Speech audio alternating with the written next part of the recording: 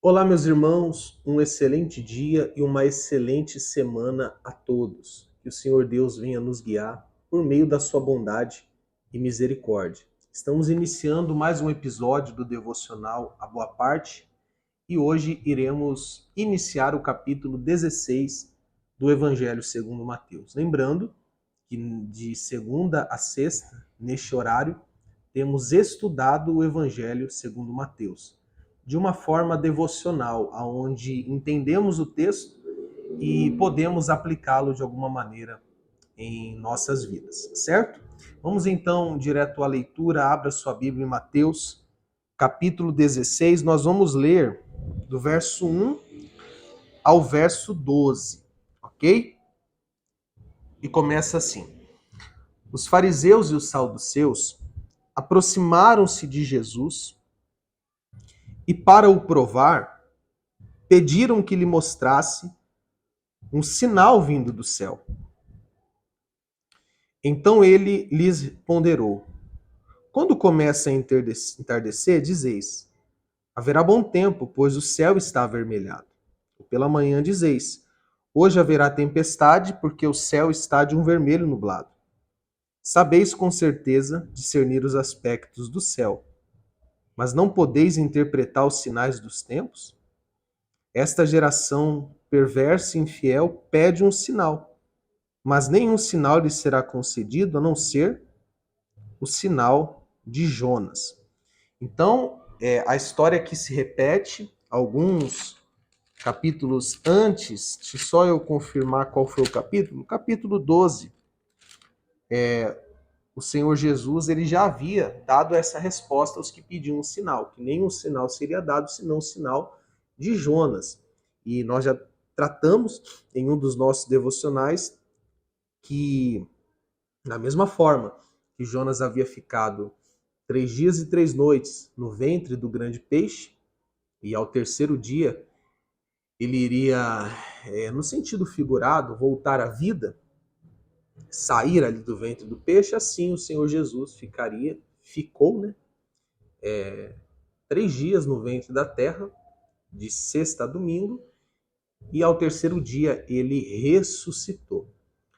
Claro que esse sinal só fez de fato sentido aos fariseus e saduceus que haviam questionado Jesus depois que Cristo havia ressuscitado. Mas a questão é que era um povo muito incrédulo, um povo que, sabe aquele cego que não quer enxergar? O pior cego é aquele que não quer enxergar. É exatamente isso, porque eles não queriam enxergar. Eles estavam ali diante da verdade, Jesus já tinha dado várias provas, por exemplo, tratando de sinais. No capítulo anterior, a gente vê Jesus outra vez multiplicando pães e peixes, e tantas curas, tantas libertações, tanto poder, mas eram aqueles surdos que não queriam ouvir, eles não queriam, né? Uma incredulidade muito grande. E mesmo depois que Jesus ressuscitou e esse sinal fez todo sentido para eles, a maioria deles ainda assim não creram que Jesus Cristo era o Filho de Deus, o Messias prometido. E diante daquela incredulidade, o texto do verso 4 diz que Jesus se afastou então deles e partiu dali. Ele seguiu a sua viagem. Agora, vamos continuar aqui e entrar numa outra parte desse capítulo 16, verso 5. Indo os discípulos para o outro lado do mar, esqueceram-se de levar pães. E Jesus lhes falou: Estejais alerta e acautelai-vos do fermento dos fariseus e saduceus. Entretanto, eles discutiam entre si, dizendo: É porque não trouxemos pães. Então eles se esqueceram dos pães e Jesus fez um alerta dizendo: cuidado com o fermento dos fariseus. Mas Jesus não está falando do fermento de fazer pão.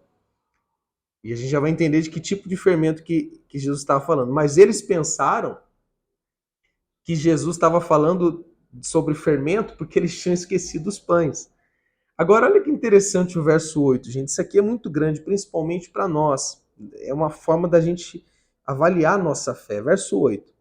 Percebendo a desavença, Jesus perguntou: Por que discordais entre vós, homens de pequena fé, sobre não terdes pães? Não compreendeis até agora? Nem se lembrais dos 5 pães para 5.000 homens e de quantos cestos recolhestes? Nem dos 7 pães para aqueles outros 4.000 e de quantos cestos recolhestes? Então eles começaram ali numa discussão, enfim, ficaram inquietos porque tinham esquecido de levar pão, estavam preocupados pela falta de pão. Jesus falou, gente, vocês estão com... claro que Jesus não usou essas palavras, mas aqui para facilitar o entendimento, vocês estão com problema de memória? Vocês já esqueceram das vezes que eu multipliquei pães e peixes? Cadê a fé de vocês, a confiança de vocês? Eu multipliquei 5 pães que alimentou mais de 1.000, mais de 5.000 pessoas. Eu multipliquei 7 pães que alimentou mais de 4.000 e vocês estão preocupados em faltar pão. Vocês podem até esquecido vocês podem até ter esquecido dos pães, mas o que vocês não podem esquecer é que eu sou Deus. E eu estou aqui para suprir as necessidades de vocês. Larga a mão dessa preocupação, confia em mim. É um chamado que Jesus fez a eles se lembrarem do que Deus já havia feito e confiarem na provisão divina. Gente, isso é um chamado também para nós. Porque, infelizmente, nós parece que temos uma memória curta. Quando enfrentamos uma dificuldade, parece que nós esquecemos de todos os livramentos que Deus já nos deu, de todas as situações difíceis que já passamos e que Ele nos sustentou naquelas situações difíceis. Quando nos falta o pão, parece que esquecemos que outras vezes Deus já multiplicou os pães e os peixes. Então essa parte aqui do capítulo 16, esse pedacinho, é um convite que Jesus faz a confiarmos em Deus. E isso valeu para os discípulos e vale para nós. Não podemos esquecer das vezes que o Senhor proveu aquilo que precisávamos. Agora vamos concluir essa questão do fermento. Verso 11. Como não entendeis que não vos falava a respeito de pães, e sim, tende, pois, cuidado com o fermento dos fariseus e saduceus?